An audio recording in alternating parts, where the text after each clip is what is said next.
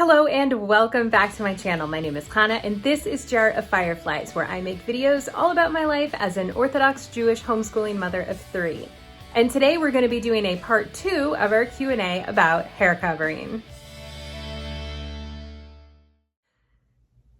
Okay, so recently I did a video about hair covering, and in that video afterwards, there were a lot more questions about hair covering that came up, and I addressed a lot of that in the comments there on that video, but I wanted to go ahead and make a separate video about it just for anybody who didn't read the comments or anybody who's coming along now, because there were just some really great questions there that I felt like needed a video of their own. Okay, so let's dive right in. The first question is, what if a married woman has to have a medical procedure like a test or a surgery or an accident? Do they waive the head covering rules? If you were having a medical procedure, anything like that, where you needed to have your hair uncovered, like brain surgery or something like that, a big cut on your head, you need to get stitches, like of course you would 100% take off your head covering, and that would be totally fine because life always comes first in Judaism. So to save a life, like that trumps everything else in Judaism. So now when I have gone in, for example, to have a baby, I had a C-section once, I've had some other medical procedures, I've been under general anesthesia, all while married. So for these things, I did keep my hair covered to the best of my ability, and it worked out fine. I actually kept my hair covered the whole time, as far as I know. So what I did is I just wore like a really comfortable, kind of like a hat with sort of an elastic around it here. So just something where, and I just explained to the staff at the hospital that, I cover my hair for religious reasons. I'd like to keep this head covering on if that's possible. If it's not, just let me know. And they've always been totally cool with working around that with me. So that's never been an issue for me. So yeah. So I hope that answers your question. Okay, the next question is, do you buy regular scarves or from a supplier in your community? I know you mentioned wig sales in friends' homes, same for scarves. Okay, so there is not somebody in my community who sells scarves. There are people in other communities who do sell scarves. I tend to buy most of my scarves online from, well, I guess from shops in other communities. So there are a lot of different Jewish shops set up that sell head coverings and some that specialize in just scarves, and that's where I tend to buy mine. That doesn't mean that's the only place that I buy mine. I have bought them at department stores like Dillard's and Macy's, like regular department stores. I've purchased them at secondhand stores like thrift stores and things like that, where I see something really spectacular and I'm like, oh, that would be really fun. One of my favorite scarves that I wear, actually I wear it quite a lot. It's like the blue with like some fringe on it. And I bought that at a thrift store like 10 years ago, like literally before I got married. While I was engaged, I found it and was like, oh, I should get this for head covering. And it turned out to be one of my favorites still to this day. So yes, I buy them all over the place. So a few places that I will get them from most often are the Mimi Boutique, which is a shop, I think out of Maryland or something like that. And then I just discovered the Scarf Bar, so I'm going to be trying them out. I've bought from Amazon. So it's just kind of wherever. I also want to start making my own just with fabric that I can purchase at the stores and stuff around here. So that's something else that I want to be trying here in the future, and we'll see how that works out. So, okay. The next question, do you wear special scarves in the summer, especially when it gets hot? Otherwise, I imagine it would get hot. So I don't really do anything too different in the summer as far as my head coverings. I might be more likely to wear a scarf than say a wig in the summer because the wig is going to be a little bit hotter.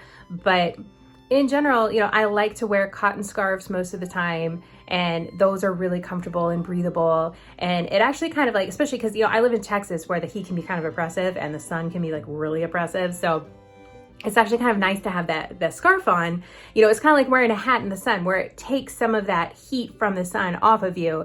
And I just think that makes it a lot better. It feels cooler. So that is something. But no, I don't really change the scarves necessarily that I wear in the summer, other than that I might be more likely to wear a scarf than a wig.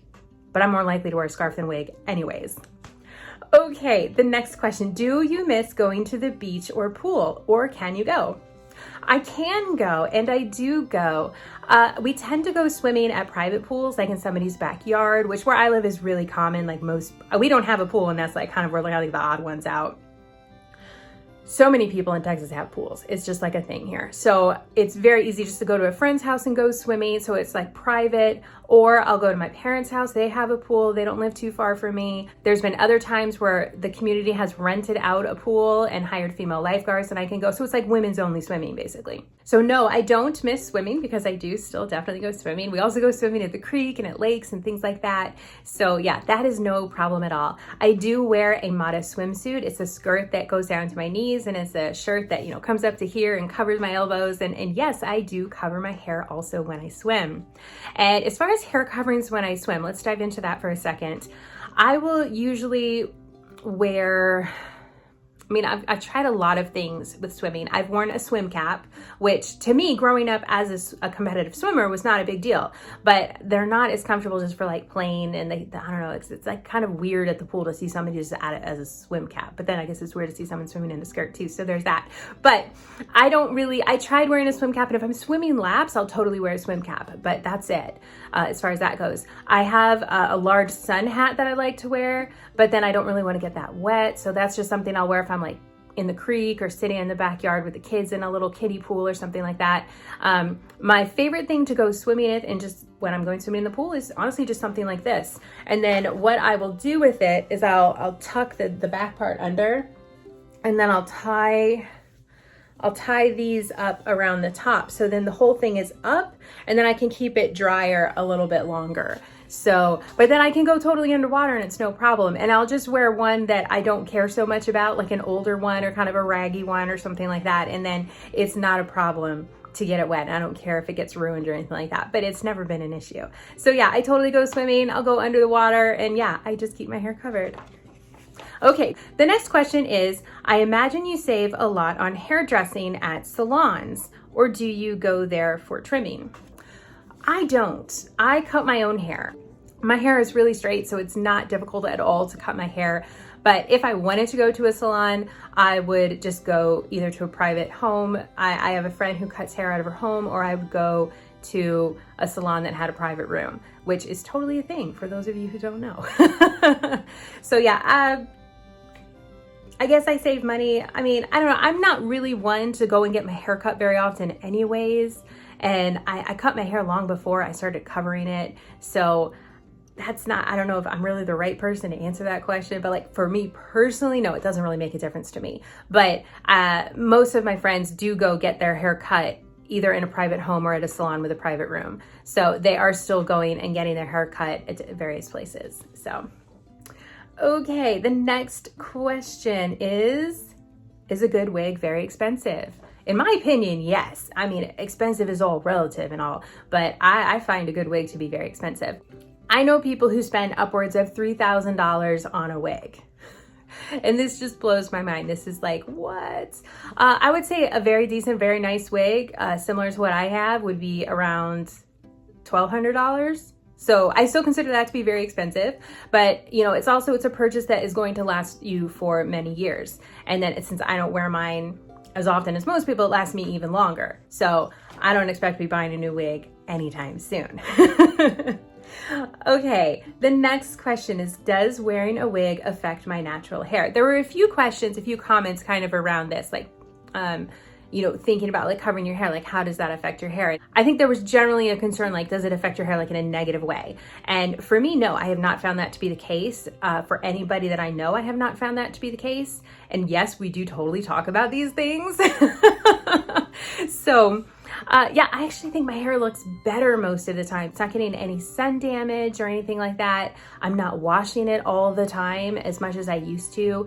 I'm not, you know, honestly, I'm not even brushing it as often. I'm certainly not putting, you know, a lot of hot styling instruments on my hair, like a straight iron or a curling iron or anything like that. So my hair is really great. It's very, you know, it's undamaged and all that. I used to have split ends like really badly. Before I got married, I had really, really long hair and I kept it as long as I could, and I would only trim it like when I felt like I had to, and I had split ends galore. I have no split ends right now, like zero. I realized that the other day when I was going over these questions, and I was like, that's pretty cool.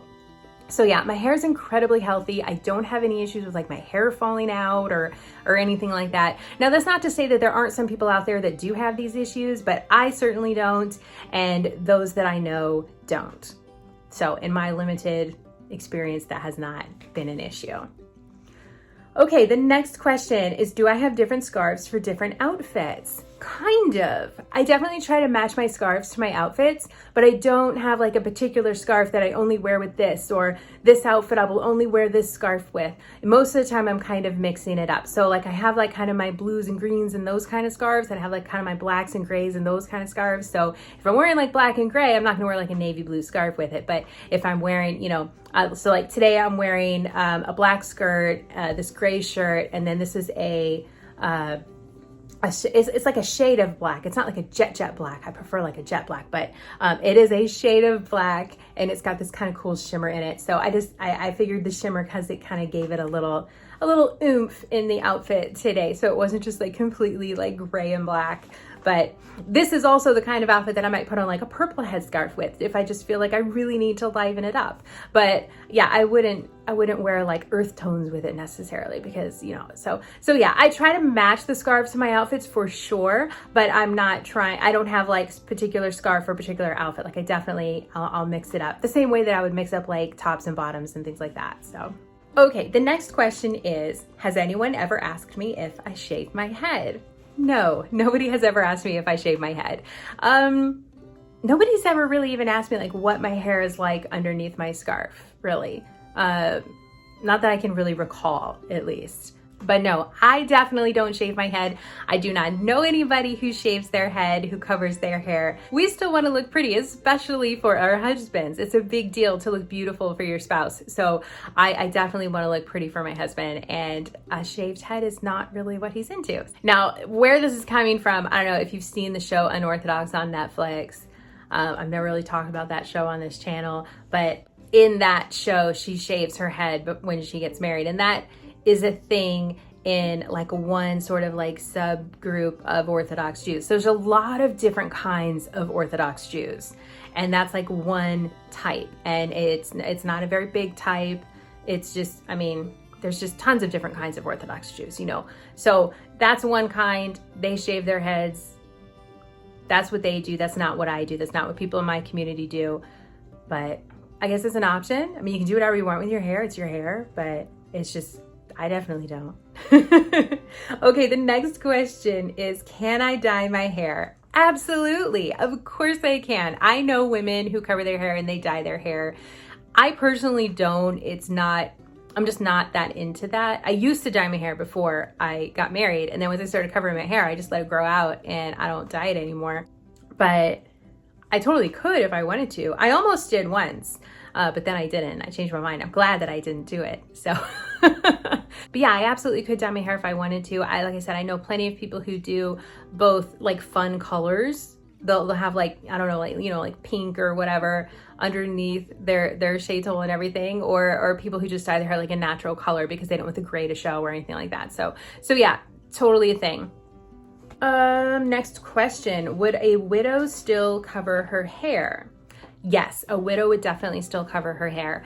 I know widows and they all still cover their hair. My mother-in-law, for example, you know, my father-in-law passed away, so she definitely still covers her hair. She's not gonna uncover her hair. That's a thing. We start covering our hair when we're married, but there's not like a thing to stop covering your hair just because you're not married anymore. So even with the next question here, it says, would a divorced woman cover her hair? That's the same thing. A divorced woman would absolutely still cover her hair. Now, if it was going to be a thing where the divorced woman would not, like, it would somehow hinder her being able to get married again, she could get a heter, it's like an exception, from a rabbi to not cover her hair. I don't know anybody who's been divorced who uncovers their hair. That's just me personally. There totally probably are women out there who do that, but I personally don't. The women that I know who've gotten divorced, they still cover their hair. So, okay, the next question is, where do I get my snoots? Okay, the snoots are that kind of hair covering where it's kind of got this sort of a headband, like a little knot on the top usually, and then it sort of hangs down in the back, like a little pouch. It's kind of very like Ren Fair feeling, I suppose. It's the kind of thing I love to wear around the house, and you've definitely seen them in a lot of my videos, but I wouldn't really wear it out to the grocery store, but I would totally wear it to a Ren Fair. So yes, I have trouble finding snoots online at different places. I do want to try to make my own, but for now I am purchasing my snoots from Uptown Girl Headwear. She has both an Etsy store and she has a standalone website. Really fantastic product. I've been really happy with her stuff, so I totally recommend them. And then I just found out that another place online sells them. It's called Rapunzel. They specialize more in headscarves, but apparently they have snoots also. I haven't looked at their website yet, so planning to do that later today to see what kind of stuff that they have. So I'm sure that there's other places out there, but it is hard for me to find places to buy snoots. It's hard to find these hair covering stores, the scarf stores. I don't know why, it just is. Maybe my Googling skills are subpar, or maybe they're just hard to find because they're not so super common. Okay, the final question is, and I dropped my paper on the floor. Sorry, I dropped my paper on the floor. The final question is, how do I find a good wig? I think the best thing to do is go to one of the shtetl-makers, to one of the Jewish wig makers, because they really specialize in making these wigs that women are wearing every single day for their entire married life. You know, it's not like a temporary thing or anything like that. They use real hair. They're really beautiful. You can get them totally handmade or partially handmade, or, you know, they're really fantastic. They really know what they're doing. They know how to match the hair to you, to your hair, so that it looks really natural. They know how to make sure you have a good fit and all of that. So, and it's a really fun experience too. They usually are, you know, it's very nice. It's very fun to go in and shop at these stores, and they have a huge selection. It's just quite an experience. So I would definitely recommend going to one of those places. Now, if you don't have one of those places, you can call them and they can work with you online. So yeah, there are totally ways to do this and buy a nice wig. So yeah, that's what I would recommend. The first time that I purchased a wig, I went to just like a regular wig shop that wasn't like a Jewish wig shop, and I had a great experience. It was a wonderful store, but what I bought ended up just really not being right. And I think that if I had gone to a Jewish wig store, then it would have been right, because they really understand more what I was looking for, as far as like, it's not like a temporary thing or anything like that, like it's a permanent thing, you know? So, and just really having the selection there and all of that. So I think that would have been better. But hey, live and learn from my mistakes, right? So yeah, there are stores like this in like LA, New York, Las Vegas, probably Miami. I'm just making that assumption. As far as here in the US, I don't know obviously about other places. I'm sure in Israel. That's kind of what I would recommend. And if you have a large enough Jewish community in your area and there's not a wig shop there, there probably is someone who is bringing wigs down like we do in my community every so often, so that people can shop in person for wigs like that. So okay, so that is all the questions that I had for today. I am still planning on another video coming up where I will be trying on all of my different head coverings, or maybe not like all of them, all the different kinds of head coverings that I have, which is a lot, and talking about how I feel in each one, kind of showing you a little bit more about each one. So that is coming up, and some other fun stuff. We have, actually, there's a lot of really cool stuff coming up. So I'm excited. So make sure you are subscribed so you don't miss any of these future videos that are coming up. And please hit that like button if you enjoyed this video. It really helps my channel out a lot and lets me know what kinds of videos you guys like to see. And I hope you guys all have a great rest of your day. I'll see you guys in my next upload.